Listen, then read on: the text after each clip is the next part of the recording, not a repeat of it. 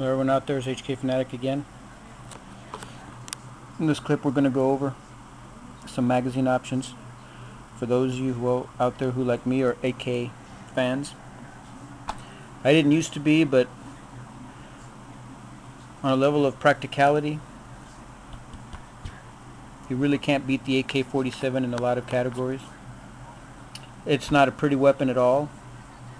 It's functional and efficient, but it's not intended to be a pretty weapon like the AR series or the SIGs or anything like that. But side by side on the battlefield, this gun will hold its own. Let's talk about that a little bit. As you can, not going to go too much into the actual mechanics of the AK-47. They're pretty simple, and there's different varieties to choose from, like I've already gone over on my other video. You can either get a Yugoslavian, Romanian, Polish.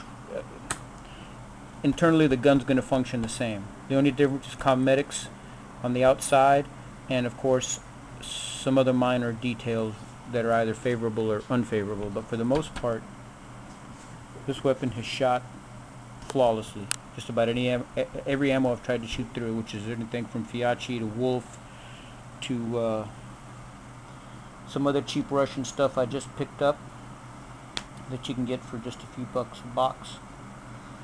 And of course, overall, I would have to say my favorite that I'm sticking with is probably going to be this right here. A good deal for the price. Again, Fiachi's not bad for the price you pay for it.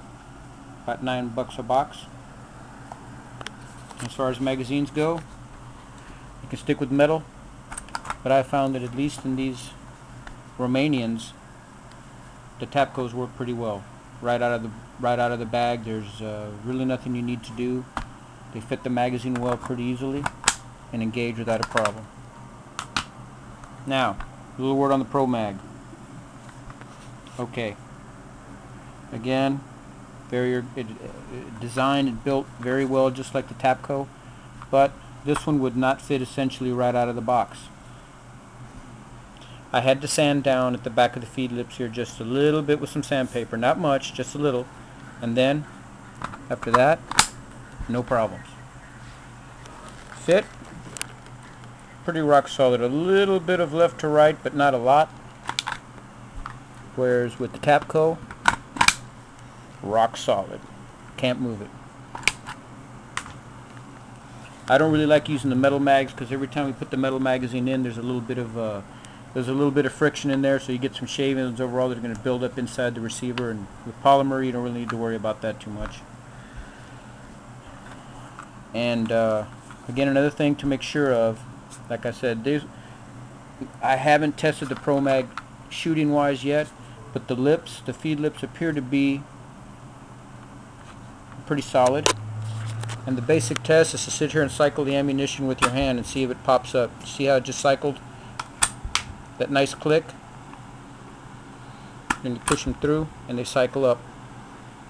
If a magazine will do that, then odds are it's going to function pretty well in the weapon. Now this is the Fiachi right here I got loaded into there. Okay, same thing with the Tapco. If you can pop out the ammunition with one hand, you hear that good little click, and you know you're very likely not going to have any feeding problems.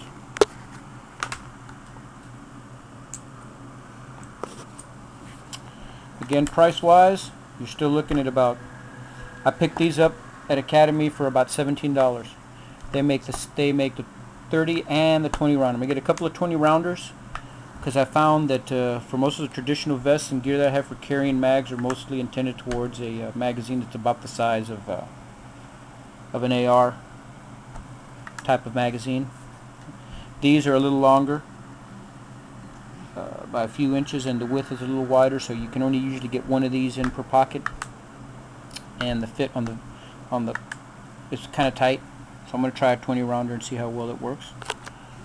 But as far as performance, I've shot this with the Tapco magazine and no problems. Everything shot pretty well.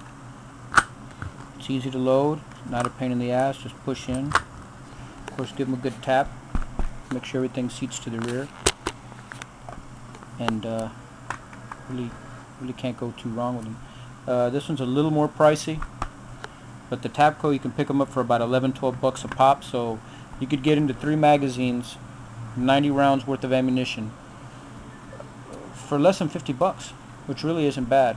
Then of course your ammunition, whatever you choose to get. The other stuff I'm just telling you about is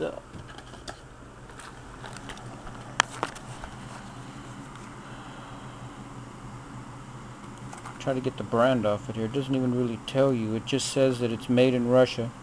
Hunting cartridge. And there's no real brand name on it, but I picked it up for less than 5 bucks a box.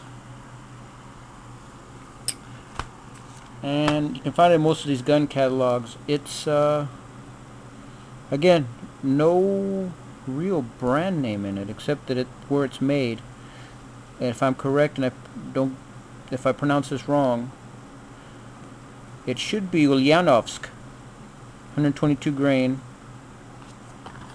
20 rounds per box. And of course, you can get it in either a 20 round, or you can get it in the drum. For about 150 bucks, you get 640 rounds, so that's not bad. Now again, performance-wise, I can't tell you. I haven't shot it yet, but it looks like it's on par with Wolf ammunition. It's non-corrosive, bared and primed, steel case, and that's what I've got loaded in here.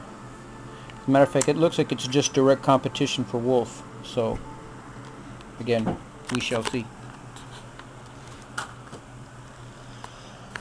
So for now, just a little info on these mags. Again, I put them through a run and gun and see how they perform. My biggest problem I had with the AK was educating myself and getting the magazine. Now, I also have a Mini 14, which, as you know, to load also requires you to rock the magazine a little bit. Same thing for my semi rifle, so I've kind of had to be used to doing that, but it feels a little different for these AK-47s. So for now, till the next module, this HK Fanatic out.